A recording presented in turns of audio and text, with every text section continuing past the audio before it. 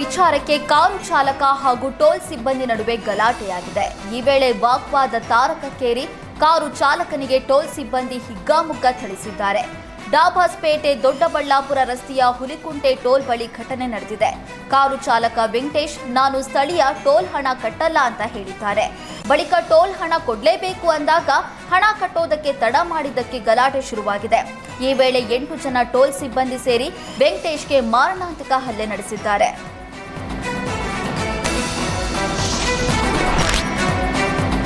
ಏಕಾಏಕಿ ರಸ್ತೆ ಕುಸಿದ ಪರಿಣಾಮ ಲೋಡೆಡ್ ಲಾರಿ ಹೊಳೆಗೆ ಪಲ್ಟಿಯಾಗಿದೆ. ಬಾಗಲಕೋಟೆ ಜಿಲ್ಲೆಯ ಕಂಕನವಾಡಿ ಗ್ರಾಮದ ಬಳಿ ಘಟನೆ ನಡೆದಿದೆ. ಕಂಕನವಾಡಿಯಿಂದ ಜಮಖಂಡಿಗೆ ಸಂಪರ್ಕಿಸುವ ರಸ್ತೆ ಕುಸಿದಿದ್ದು, ಕೃಷ್ಣಾ ನದಿ ಹಿನ್ನೀರಿಗೆ ಲಾರಿ ಉರುಳಿ ಬಿದ್ದಿದೆ. ಅದೃಷ್ಟವಶಾತ್ ಚಾಲಕ ಪಾರಾಗಿದ್ದಾನೆ. ರಸ್ತೆಗೆ ತಡೆಗೋಡೆ ನಿರ್ಮಿಸುವಂತೆ ಎಷ್ಟೇ ಮನವಿ ಮಾಡಿದ್ರೂ ಸಂಬಂಧಪಟ್ಟವರು ಕ್ಯಾರೆ ಅಂತಿಲ್ಲ ಅಂತ ಗ್ರಾಮಸ್ಥರು ಕಿಡಿಕಾರಿದ್ದಾರೆ.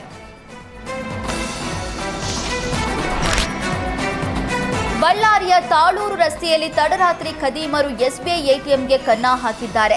ತಾಳೂರು ರಸ್ತೆಯಲ್ಲಿ ಎಲ್ಲೂ ಸಿಸಿ ಕ್ಯಾಮೆರಾಗಳಿಲ್ಲ. ಹೀಗಾಗಿ ಖದೀಮರು ಎಟಿಎಂ ಸೆಂಟರ್ ಸಿಸಿ ಕ್ಯಾಮೆರಾ ಒಡೆದು ದರೋಡೆ ಮಾಡಿದ್ದಾರೆ. ಸ್ಥಳಕ್ಕೆ ಭೇಟಿ ನೀಡಿದ ಪೊಲೀಸರು ಹಾಗೂ ಬೆರಳತ್ತು ತಜ್ಞರು ಪರಿಶೀಲನೆ ನಡೆಸಿದ್ದಾರೆ. ಹಣ ಎಷ್ಟು ದರೋಡೆ ಆಗಿದೆ ಅನ್ನುವ ಮಾಹಿತಿ ಬಹಿರಂಗವಾಗಿಲ್ಲ. ಕಳೆದ ತಿಂಗಳಿನಿಂದ ಬಳ್ಳಾರಿ ನಗರದಲ್ಲಿ ಕಳ್ಳರ ಗ್ಯಾಂಗ್ ಓಡಾಡ್ತಾ ಇದ್ದ ಬಗ್ಗೆ ಪೊಲೀಸರಿಗೆ ಮಾಹಿತಿ ಇತ್ತು. ಆದರೂ ಕೂಡ ಪೊಲೀಸರು ನಿರ್ಲಕ್ಷ್ಯ ತೋರ್ತಾ ಇದ್ದಾರೆ ಅಂತ ಸ್ಥಳೀಯರು ಆಕ್ರೋಶ ಹೊರಹಾಕಿದ್ದಾರೆ. ಅಲ್ಲದೆ ಆಯಕಟ್ಟಿನ ಸ್ಥಳಗಳಲ್ಲಿ ಸಿಸಿ ಕ್ಯಾಮೆರಾಗಳ ಅಳವಡಿಕೆಗೆ ಒತ್ತಾಯಿಸಿದ್ದಾರೆ.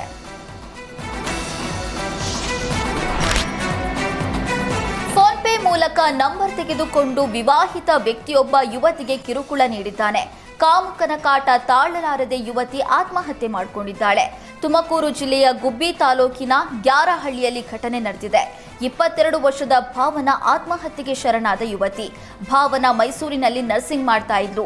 ಮಗಳ ಖರ್ಚಿಗೆ ಹಣ ಕಳಿಸೋದಕ್ಕೆ ಭಾವನಾ ತಂದೆ ನವೀನ್ ಎಂಬಾತನಿಂದ ಫೋನ್ಪೇ ಮೂಲಕ ಹಣ ಹಾಕಿಸಿದ್ದ. ಬಳಿಕ ನವೀನ್ ಮೊಬೈಲ್ ನಂಬರ್ ದುರ್ಬಳಕೆ ಮಾಡಿಕೊಂಡು ಯುವತಿ ನಂಬರ್ಗೆ ಪದೇ ಪದೇ ಫೋನ್ ಮೆಸೇಜ್ ಮಾಡತೊಡಗಿದ್ದ.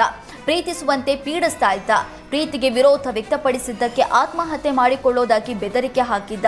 ಇದಕ್ಕೆ ಹೆದರಿ ಭಾವನಾ ಆತ್ಮಹತ್ಯೆ ಮಾಡಿಕೊಂಡಿದ್ದಾಳೆ. ನವೀನ್ ವಿರುದ್ಧ ಕ್ರಮ ಜರುಗಿಸುವಂತೆ ಆಗ್ರಹಿಸಿ ಭಾವನಾ ತಂದೆ ಚೇಳೂರು ಪೊಲೀಸ್ ಠಾಣೆಗೆ ದೂರು ನೀಡಿದ್ದಾರೆ.